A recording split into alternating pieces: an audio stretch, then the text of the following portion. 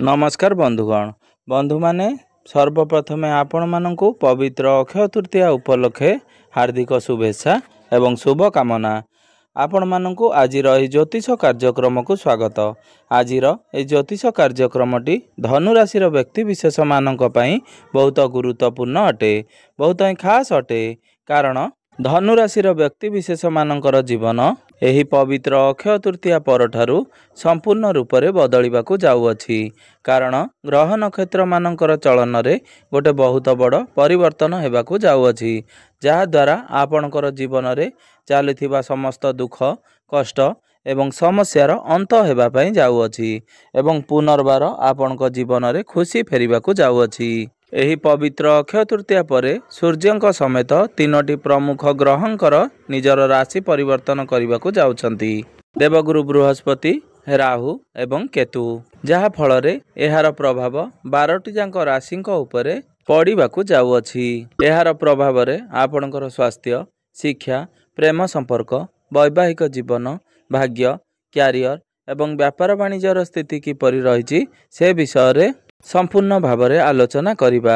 तो आजिर एही वीडियो रे आमे माने जानिबा एही पवित्र अक्षय तृतीया परे आपणकर जीवन रे केउ सब बड़ परिवर्तन मान हेबाकु जाउछि, आपणकु प्रत्येक क्षेत्र रे केउ भली फल मिलिबाकु जाउअछि। तो बंधु माने वीडियोटी को आगो को बढ़िया पूर्व जदि आपण मानकर भी धनु राशि होई थाए तेबे वीडियोटी को गोटे लाइक करी चैनल टी को सब्सक्राइब कर दियंतु एवं वीडियोटी को स्किप न करी थरे मात्र शेष पर्यंत निश्चिंत देखंतु। आपण माने जदि सच्चा हृदय रे ईश्वर को भक्ति करुथांती, विश्वास करुथांती तेबे भक्ति एवं श्रद्धार सहित कमेंट बॉक्स रे जय माँ लक्ष्मी, जय श्री जगन्नाथ अवश्य लिखि दियंतु। तो बंधु माने आसंतु आरंभ करिबा आजिर एही कार्यक्रम को, जहाँकि जन्म राशि एवं चंद्र राशि उपरे संपूर्ण आधारित अटे। तो राशि चक्रर 12 गोटी राशि मध्यरु नवम राशि हेउछि धनु राशि एवं धनु राशि राशियाधिपति हेउचंती देवगुरु बृहस्पति। तो बंधु माने पवित्र अक्षय तृतीया परठारु आपणकर कुंडली रे नवग्रहंकर स्थिति किपरि रहिछि से विषय रे सर्वप्रथमे आलोचना करिबा। बुध, शुक्र, शनि एवं राहु आपणक कुंडली चतुर्थ भाव में विराजमान रहिबे। सूर्य आपणकर पंचम भाव में विराजमान रहिबे। देवगुरु बृहस्पति आपणक कुंडली षष्ठ भाव में विराजमान अछंती। मंगल आपणकर अष्टम भाव में विराजमान अछंती एवं केतु आपणकर दशम भाव में विराजमान अछंती। तो बंधु माने 15 मई को गुरु आपणकर षष्ठ भाव बाहरी आपणकर सप्तम भाव को चलन करिवे एवं सूर्य आपणकर पंचम भाव बाहरी आपणक कुंडली षष्ठ भाव को चलन करिवे। या व्यतीत 18 मई को राहु आपणकर चतुर्थ भाव बाहरी तृतीय भाव में चलन करिवे। केतु आपणकर दशम भाव बाहरी आपणक कुंडली नवम भाव को चलन करिवे। तो बंधु माने सर्वप्रथमे आसंतु जानि नेबा आपणकर स्वास्थ्य किपरि रहिबो एही पवित्र अक्षय तृतीया परठारु। तो बंधु माने कुंडलीर प्रथम भावटी होई थाए आपणकर स्वास्थ्यर भाव, आपणकर इम्यूनिटी सिस्टम भाव। आपणकर प्रथम भावर अधिपति हेउचंती देवगुरु बृहस्पति। तो देवगुरु बृहस्पति आपणक कुंडलीर षष्ठ भाव में विराजमान अछंती। मात्र 15 मई को गुरु आपणकर सप्तम भाव को चलन करिवे। तो आपणक पई एहा होची सबुठारु बड़ परिवर्तन। कारण गुरु हेउचंती आपणक राशिर अधिपति एवं गत 1 वर्ष धरी गुरु आपणकर षष्ठ भाव में विराजमान थिले। तो कुंडली रे षष्ठ भावटी को एते भल बोली विचार करा जाई न थाए। कारण षष्ठ भावटी होई थाए रोग, ऋण एवं शत्रुर भाव। तो संपूर्ण वर्षे हबो आपण लक्ष्य करिथिबे आपणकर स्वास्थ्य प्रायतः खराब रहुथुबो। आपणक उपरे ऋण करजर भार बढ़ी जाइथिबो। आपणकर शत्रु संख्या मध्य बढ़ी जाइथिबे। मात्र 15 मई ठारू आपणकर एक बड़ परिवर्तन आपण देखिबाकू पाइबे। कारण 15 मई को आपणकू ए सबुठारू मुक्ति मिली जिवो। आपण रोग, ऋण एवं शत्रुंक उपरे विजय लाभ करिवे। एबे आसंतु जानि नेबा आपणकर शिक्षा क्षेत्र किपरि रहिबो एही पवित्र अक्षय तृतीया परठारु। तो बंधु माने कुंडलीर पंचम भावटी होई थाए आपणकर शिक्षा क्षेत्रर भाव। तो आपणकर पंचम भावर अधिपति हेउचंती मंगल। मंगल आपणक कुंडलीर अष्टम भाव में निचस्थ अवस्था रे अछंती। आपणकर पंचम भाव में सूर्य विराजमान अछंती। तो सूर्य आपणकर पंचम भाव में उच्चस्थ अछंती, जहा फल रे आपणको शिक्षा क्षेत्र रे मिश्रित फल प्रदान करिवो। कारण आपणकर पंचम भावर अधिपति अष्टम भावर नीचस्थ थिबा हेतु आपण तरबर होई कोनोसी निष्पत्ति नियंतु नाही किंबा कोनोसी कार्य करंतु नाही। आपण एही समय जदि किछि फॉर्म फिलअप करने को चाहूँगी किंबा कोनोसी एडमिशन करने को चाहूँगी तो आपण तरबर होई ए सबु कार्य करंतु नाही। आपण भाबी चिंती ए सबु कार्य करंतु कारण तरबर होई करिवा द्वारा आपनकु समस्या आसी पारे। मंगल आपणक कुंडली रे नीचस्थ थिबा हेतु आपण पाठ पढ़ा को नहीं कन्फ्यूज होई जिबे। आपणक मध्यरे दुईटी स्वभाव देखादेव तेणु आपणकर पाठ पढ़ा उपरे फोकस रखिबाकू चेष्टा करंतु। आपण गोटिए लक्ष्य उपरे निर्धारित रखंतु। तेबे 15 मई पर्यंत सूर्य जेहेतु आपणकर उच्चस्थ रहिबे तो 15 मई पर्यंत आपणको आपणकर पाठ पढ़ारे शुभ फल प्राप्ति हेब। किंतु 15 मई पर सूर्य आपणकर षष्ठ भाव को चलन करिवे तो 15 मई पर आपणकर पाठ पढ़ा पाई सेतेटा भल समय रहिबो नाही। आपणक माइंड डाइवर्ट होई पारे। आपण पाठ पढ़ा को नहीं अन्य मनस्क होई पारंती। आपणकर पाठ पढ़ारे मन न लागि पारे तेबे सेथि पई आपण किछि प्रतिकार निहाती करिबा आवश्यक। तो बंधु माने एबे आसंतु जानि नेबा आपणकर प्रेम जीवन किपरि रहिबो एही पवित्र अक्षय तृतीया परठारु। तो बंधु माने कुंडलीर पंचम भावटी शिक्षा क्षेत्रर भाव हेबा सहित पंचम भावटी होइथाय आपणकर प्रेम जीवनर भाव आपणकर संतान संततिर भाव। तो आपणकर पंचम भावर अधिपति होउचंती मंगल। तो मंगल आपणकर अष्टम भावरे विराजमान अछंती। आपणकर पंचम भावरे विराजमान अछंती सूर्य। तो मंगल जेहेतु आपणक कुंडली रे नीचस्थ अवस्था रे अछंती तेणु आपणकर पार्टनर पई जहा कले मध्य आपणकर पार्टनर सेथिरे संतुष्ट हेबे नाही। से आपणक मध्यरे किछि ना किछि कमी बाहर करिवे। सूर्य आपणकर पंचम भावरे थिबा कारणरू आपणकर पार्टनर मध्यरे टिके क्रोध स्वभाव देखिबाकू पाइबे।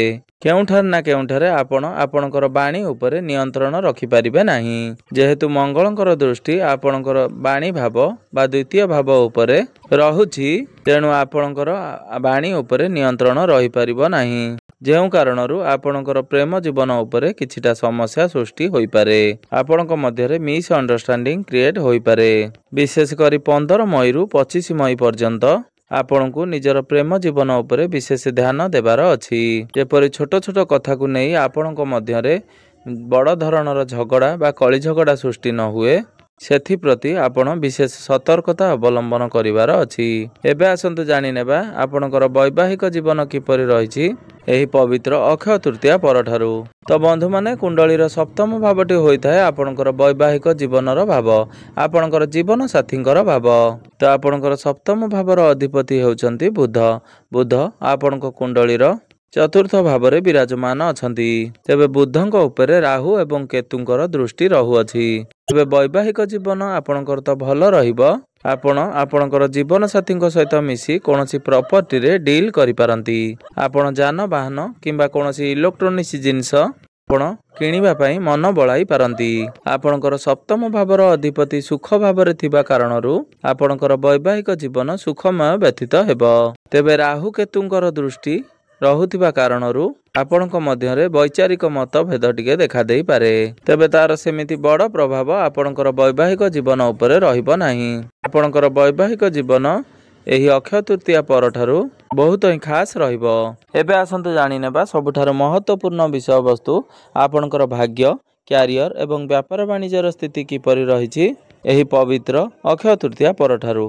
तो बंधु माने कुंडलीर नवम भावटी होइथाय आपणकर भाग्यर भाव एवं दशम भावटी होइथाय आपणकर कार्य क्षेत्र तथा क्यारियर भाव एवं सप्तम भावटी होइथाय आपणकर व्यापार वाणिज्यर भाव। तो आपणकर भाग्य भावर अधिपति हेउचंती सूर्य। सूर्य आपणकर पंचम भावरे विराजमान अछंती एवं 15 मई को सूर्य आपणकर षष्ठ भाव को चलन करिवे। तेबे बंधु माने सूर्य आपणकर पंचम भावरे उच्चस्थ अछंती। तो 15 मई पर्यंत सूर्य आपणकर कुंडली रे उच्च स्थिति रे रहिबे। तेणु आपण एही समय जदि कोनोसी बड़ कार्यर आयोजन करबा को चाहउचंती किछि बड़ जिनिसर किणाकिणी करबा को चाहउचंती शेयर मार्केट स्टॉक मार्केट रे इन्वेस्टमेंट करबा को चाहउचंती किंबा आपणकर कोनोसी मीटिंग किंबा डील रहिछि तो 15 मई पूर्व जदि आपण करिनियंती ताहले आपणक पई मंगलमय हेबो। कारण 15 मई पर्यंत सूर्य बहुत भल स्थिति रे विराजमान अछंती। तो आपनकु प्रत्येकटी क्षेत्र रे आपनकु आपनकर भाग्यर साहाय्य मिलिबो। तो 15 मई पर सूर्य आपनकर षष्ठ भाव रे रहिबे, तेबे आपनकु आपनकर भाग्यर सेतेटा साथ मिलिबो नाही। तेणु आपण भाग्य संबंधित जेकोसी भी कार्य आपण 15 मई पूर्वरु आपण करि नेबा उचित। एबे आसंतु जानि नेबा आपनकर क्यारियर किपरि रहिबो एही पवित्र अक्षय तृतीया परठारु। तो बंधु माने कुंडलीर दशम भावटी होइथाय आपनकर क्यारियर तथा कार्य क्षेत्रर भाव। तो आपनकर क्यारियर भावर अधिपति होउचंती बुध। बुध आपनक कुंडलीर चतुर्थ भाव रे विराजमान अछंती एवं बुधंकर दृष्टि आपनक कुंडलीर दशम भाव उपरे रहुअछि। तेबे आपनकर दशम भाव रे केतु विराजमान अछंती। एठारे मध्य आपनकर क्यारियर रे गोटे बड़ परिवर्तन हेबा पई जाउअछि, कारण 18 मई को केतु आपनकर दशम भावरु बाहरी जिबे, जहा फल रे आपनकर कार्य क्षेत्र रे एक बड़ परिवर्तन देखिबा पई पाइबे। केतु जो भाव रे विराजमान थांती सेही भाव सहित जड़ित कार्य गुड़िकरे आपनकु स्थिरता देई न थांती। आपनकर मन रे सेही सब कार्य प्रति डिसैटिस्फाइड देई थाए। तो जेबे ठारु केतु आपनकर दशम भाव रे थिले आपनकर कार्य क्षेत्र रे स्टेबिलिटी नथिला, आपण कार्य को नै संतुष्ट होई पारु नथिले। मात्र केतु जेतेबेले 18 मई को आपनकर दशम भावरु बाहरी जिबे, तो सेतेबेले आपनकर कार्य क्षेत्र रे सैटिस्फाइड पाइबे, आपनकर क्यारियर रे स्टेबिलिटी आसीबो, किंबा एपरि कोनोसी जगह रे आपनकु चाकरी प्राप्त होई पारे जेउठारे स्थिरता थिबो। तेबे बुधंकर दृष्टि मध्य दशम भाव उपरे रहुअछि। या व्यतीत सूर्य मध्य आपनकर षष्ठ भाव रे चलन करिवे। तेबे सूर्य षष्ठ भाव रे चलन करिवा द्वारा यह आपनकर क्यारियर उपरे बहुत भल प्रभाव पकाइबो।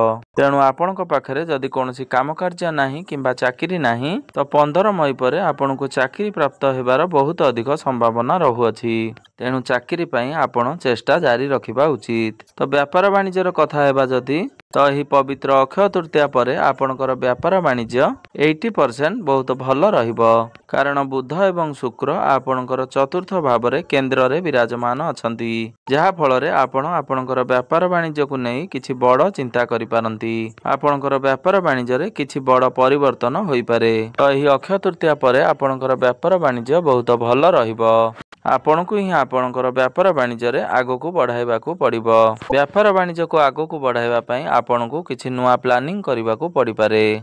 तो बंधु माने एबे आसंतु जानि नेबा किछि विशेष प्रतिकार विषय रे, जे प्रतिकार गुडी को करिबा द्वारा आपनकर जे अशुभत्व गुड़िक रहुछि से गुड़िक खंडन होई आपनको शुभ फल प्राप्ति हेबो एवं आपनकर भाग्य रे उन्नति हेबो।